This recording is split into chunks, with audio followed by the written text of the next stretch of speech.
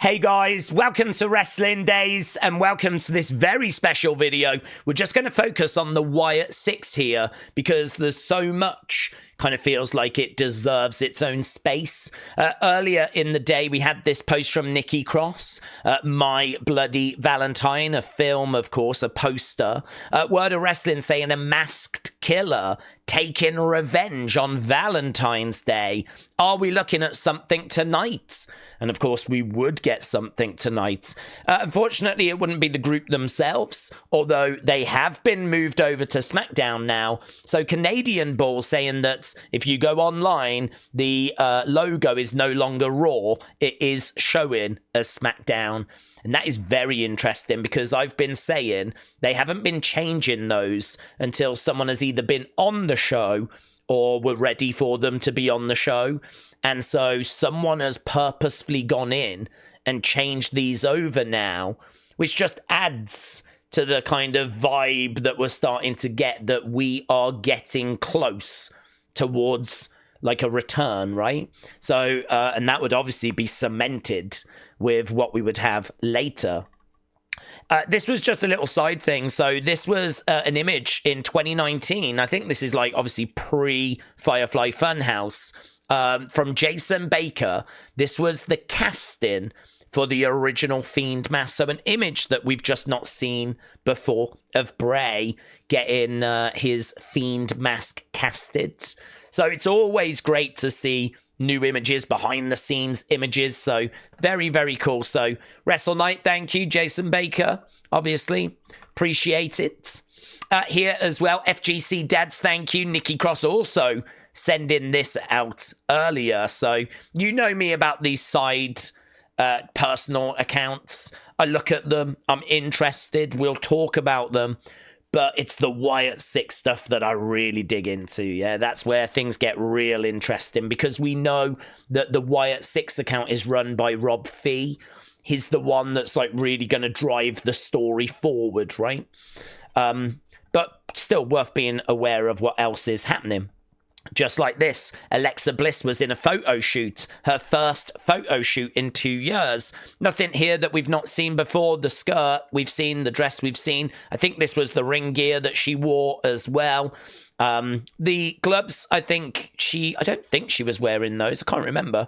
But either way, we've seen play pain before. And obviously it was on the jacket sleeves as well. This is the jacket that she came back wearing at the Royal Rumble. So I don't think there's anything there that we need to really be aware of, but just be aware that she's in photo shoots, right?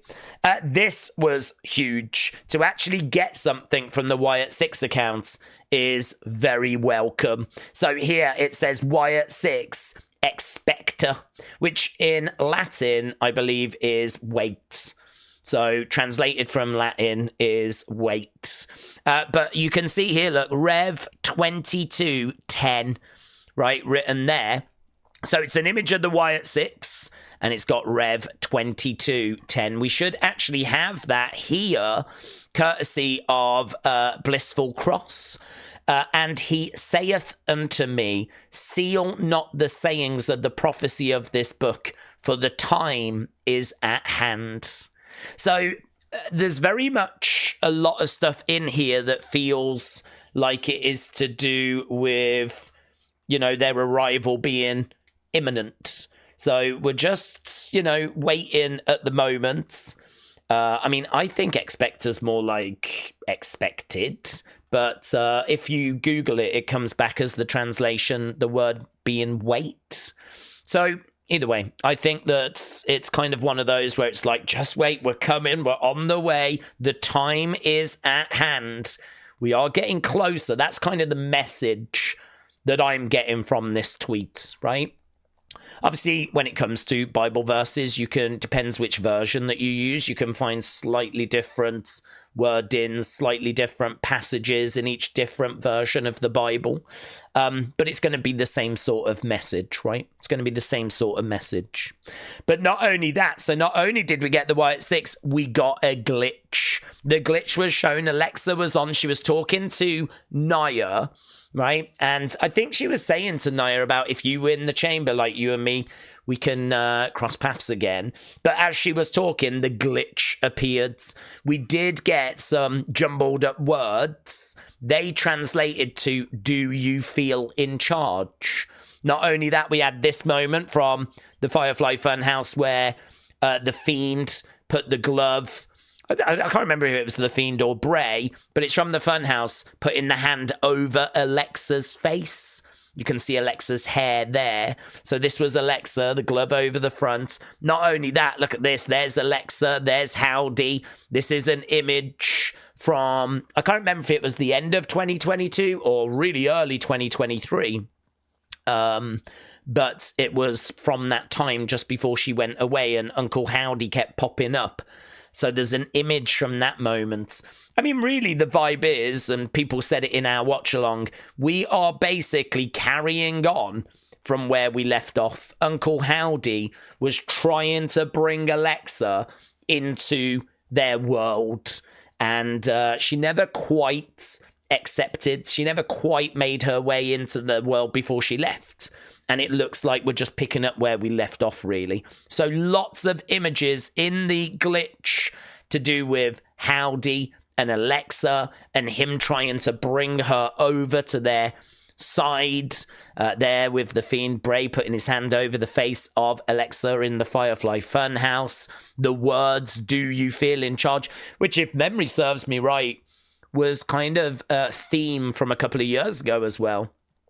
That was something I remember from around that time also. So lots of images, lots of stuff going on there. You can see the do you feel in charge, and you can see the slight glitch. Bottom line is this. I think we can start to get a little more excited about the Wyatts coming back very soon. I think that there is a campaign to try and bring Alexa into the group. It doesn't feel like she's quite in the group yet. But obviously that's a campaign that's going to keep growing. I would imagine Uncle Howdy will pop up during Alexa segments, just like he did back in 2023. And I think ultimately we are going to find Alexa coming into the group. I don't know if it'll be this side of WrestleMania. I would imagine it will. That's a long way to kind of stretch it out if it's going to be post-Mania, because really post-Mania is going to be very late April, very early May. That's a long time to stretch this out. So I'm thinking that we might move quite quick with this. Get Alexa into the group and then, you know, take it from there. So Miz is still around, of course. DIY. There's a few options. I don't know where we stand with the whole Judgment Day thing. That does feel like probably not the direction we're going to go at the moment. Just because I feel like the transfer window is closed and they've stayed over on Raw. The group and Alexa are on Smackdown.